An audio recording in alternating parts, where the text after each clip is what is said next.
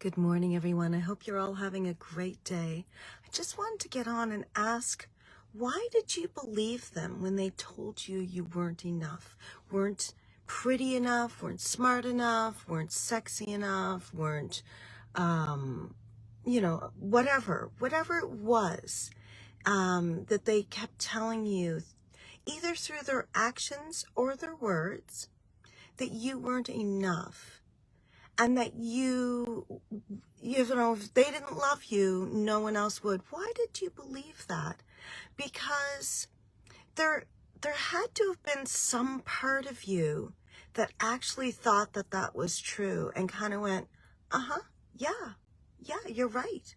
I'm not good enough, right? Because why else would you believe that, right? Why would you believe if someone told you that you weren't something that you know that you are, right? So, like if someone told me, Stephanie, you're not a good singer, I'd be like, yeah, you're right. I'm not great. I like to sing. I'm not really that good at it. But if they told me something else about myself, like, Stephanie, you suck at dancing, I'd be like, well, no, I mean, I'm not the best, but I wouldn't say I suck, right? Or if they said, you aren't loving enough, I'd be like, well, no, maybe I'm not showing you love in the way that you want to feel loved, and maybe we can work on that, but I think I'm a loving person. So yeah, no, I don't believe that. And if someone told me that I wasn't sexy, especially if it was my husband, I mean, I could see why people would start to believe that, but there's a part of me that's like, no, I mean, I'm not sexy in the way that, some people are just, you look at them and you're like, wow, they're really sexy. But at the same time, in my own way, I think I'm sexy. And I might only be sexy to a small number of people, but that doesn't change the fact that I'm sexy. Because I enjoy sex, I am in touch with my sensuality and have a pretty good understanding of my sexuality and what I enjoy, what brings me pleasure. And so I think that's sexy. Again, I'm only going to be sexy to a small number of people, but it doesn't matter as long as I'm, I consider myself to be sexy. And do I think I'm a good person? Yes. So if someone tried to tell me that I wasn't these things, that I'm confident that I am, then I would have issue with it. So if someone's telling you you're not good enough in some way or another, and you start to believe them without doing any kind of reflection of like, is this something that I could improve on? Is this something that I would need to improve on? Like, is it necessary for me to improve on this? Or is this just who I am and this is my authentic self, and either accept me or don't, right? Like, so that's the thing. Like, if you're living your authentic life and you're being your authentic self when you're in relationships and out in the world with, in community with other people, and people don't like that, well, that's fine. You're not for everyone. But for you to be in a relationship with people who tell you that you're not good enough, that's toxic. It's wrong. There's a big difference between, some constructive criticism or, things that you don't like about your partner, like things that they do. Like, I don't like the socks on the floor beside the bed. It's not, something I really like, but like, does that make me think less of my husband for leaving them there? No. Like, so there's a difference between that, right?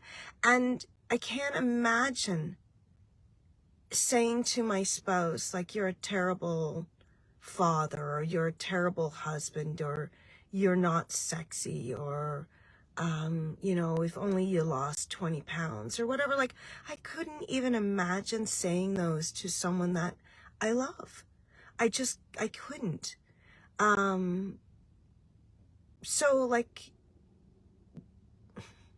why would you stay in a relationship with someone who says or makes you feel that way about yourself, right? Unless there's a part of you that believes that they're right. And if that's true, then we need to figure out where that came from, because that's just not true, right? Whatever you're feeling like you're not enough of, I can guarantee you that that's just not true. It's just not. So if that's something that you want to work on and gain some understanding and clarity around, then we could totally, do that in like 1 or 2 sessions, right? We could really get to the root of why you have these beliefs about yourself. Where did they come from, and are they true? And like I said, there are some things that someone could say about me that I'd go, yeah, you're right. Like, I really could work on that. Or, you're right, but I don't feel like it's necessary for me to work on that, because it's not something that I care about or hold as a value or whatever, right? But just to be able to clarify and know yourself, and know that whatever those feelings are that you're feeling about yourself, that's maybe being reinforced in this toxic relationship, are probably 99% of the time just not true. But we've decided, or somewhere along the way, they became a message we started to tell ourselves, and they're just, they're not true.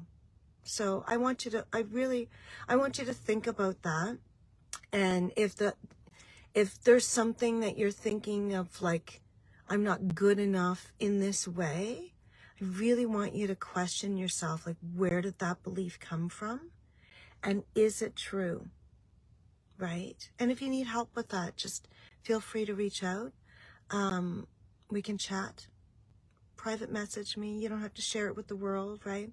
But yeah, let's get in touch with some of those limiting beliefs. That phrase has been thrown around so much, but it's because so many people have so many limiting beliefs, and then often they'll get into romantic relationships that reinforce those limiting beliefs. And once you sort of shine a light on them, it becomes really, really hard to not begin to live your authenticity, right?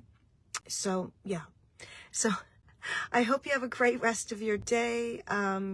Would love to hear from you. Let me know what you think. Namaste.